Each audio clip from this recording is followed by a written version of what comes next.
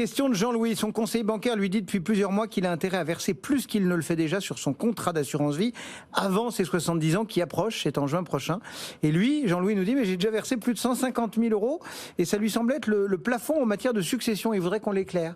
On confond un peu tout là, non ? Oui, alors c'est une question qui est un peu compliquée de Jean-Louis, mais c'est une bonne question parce que c'est une question qu'on nous pose, nous, conseillers en gestion de patrimoine, très régulièrement. Donc là, Jean-Louis fait allusion à l'article 990I du Code général des impôts qui vous permet, sur un contrat d'assurance vie, d'avoir des exonérations jusqu'à 152 500 euros exactement et pas 150 000, à partir du moment où les versements... On fait une petite incise, tous ces taux n'ayant pas, enfin tous ces montants n'ayant pas été revalorisés d'une quelconque inflation depuis... Très longtemps. Très longtemps. Enfin, c'est quand même... Ouais, c'est quand même... Alors là, typiquement, je vais pas m'en plaindre. Mais là, on est typiquement sur le terme niche fiscale. Vous voyez, moi qui combat souvent le fait qu'on met niche fiscale à toutes les sauces, là, on est sur une vraie niche fiscale. Et c'est ça que je comprends, en tout cas, peut-être que la question de Jean-Louis, et dans ces cas-là, pour une fois n'est pas coutume, je serai d'accord avec son conseiller bancaire, tout dépend du nombre de bénéficiaires que Jean-Louis a, c'est-à-dire d'héritiers à qui il veut éventuellement transmettre en exonération fiscale. Parce que toute somme versée avant 70 ans, sur des contrats d'assurance vie, vous autorise à avoir une exonération totale de droits de succession jusqu'à 152 500 par bénéficiaire, mon cher Cédric. Donc c'est, mon cher Jean-Louis, si vous vous posez la question et que vous avez possibilité de verser plus de 150 000 euros, à partir du moment où vous avez 2 bénéficiaires, dans l'absolu, vous pouvez être exonéré jusqu'à 300 000. Si vous en avez 3, 450, etc., etc. D'accord. Donc c'est peut-être ça, là. C'est la première question à laquelle il faut qu'il réponde. C'est peut-être là que le conseiller bancaire a le bon réflexe de lui dire profitez-en parce que finalement là il y a une vraie niche fiscale fondamentale.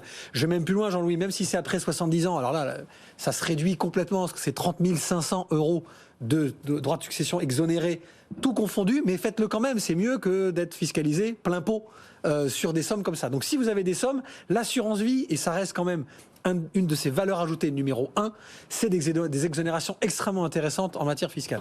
Maintenant, Jean-Louis, attention, parce qu'à 70 ans, il faut faire attention à la façon, et je vais aller au bout de la question, dont vous versez.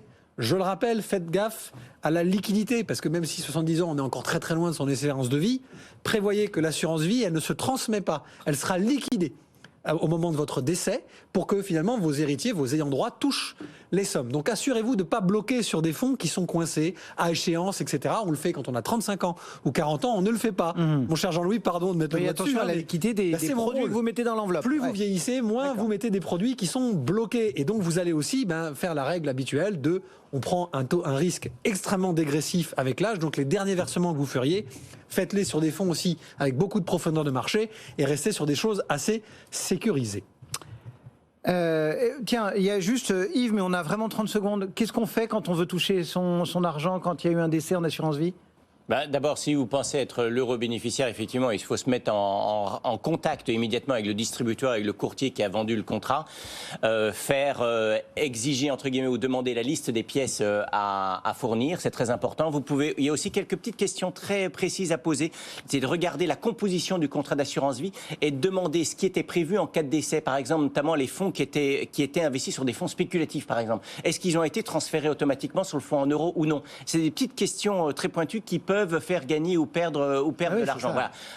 C'est un point, le règlement des capitaux d'essai, c'est un point de vigilance. Ça peut parfois un peu traîner. Alors si ça traîne, c'est souvent aussi pour des problèmes de compréhension ou du manque d'information entre le bénéficiaire, l'intermédiaire, le courtier et la compagnie.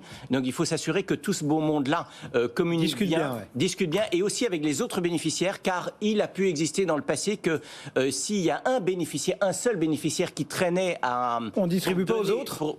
Alors certaines compagnies peuvent avoir tendance à bloquer la distribution de l'ensemble du contrat. Donc il est important aussi, si vous connaissez le nom des autres bénéficiaires, d'agir de concert signer pour le papier, accélérer le règlement des capitaux des... Juste 8 secondes, Cédric. Quand vous êtes détenteur de contrat assurance vie comme Jean-Louis, surtout si vous avez un courtier ou un banquier qui gère votre contrat assurance vie, faites-lui bien connaître les bénéficiaires et s'ils évoluent dans le temps, tenez-le au courant. Le seul moyen d'accélérer et que tout se passe bien, c'est que votre intermédiaire soit bien bien informé et qu'il ait identifié tous les bénéficiaires. C'est très très très très important. Merci à tous les deux.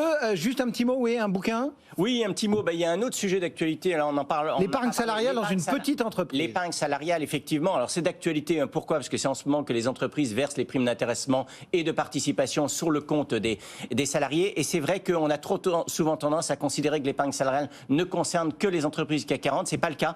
Et donc un petit livre très bien fait, petit par la taille mais grand par le contenu. L'épargne salariale dans une petite entreprise. 2023. Fabrice de Longevial, revue fiduciaire, un excellent investissement. Parfait. 29 € et vous en avez pour votre argent. Ils ne seront pas perdus.